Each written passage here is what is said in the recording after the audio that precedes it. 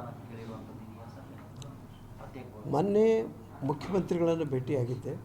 ಬಾಗಲಕೋಟೆಯಲ್ಲಿ ಒಂದು air script ಯೋಜನೆಯನ್ನು ಮಂಜೂರು ಮಾಡಿಸ್ಕೊಳ್ಬೇಕು ಅಂಥೇಳಿ. ಕಾರಣ ಅಲ್ಲಿ 9 ಶುಗರ್ ಫ್ಯಾಕ್ಟ್ರಿಗಳಿವೆ, 5 ಮೆಡಿಕಲ್ ಕಾಲೇಜುಗಳಿವೆ, 1 ಹಾರ್ಟಿಕಲ್ಚರ್ ಯೂನಿವರ್ಸಿಟಿ ಇದೆ, ಡಿಸ್ಟ್ರಿಕ್ಟ್ ಪ್ಲೇಸ್.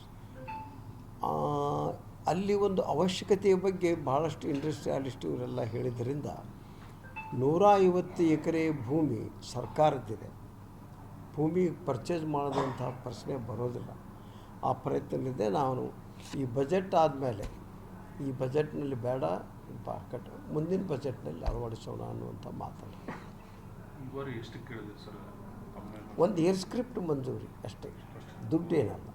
ಅದರ ಎಸ್ಟಿಮೇಟ್ ಕಾಸ್ಟ್ ಇರ್ತಾರೆ.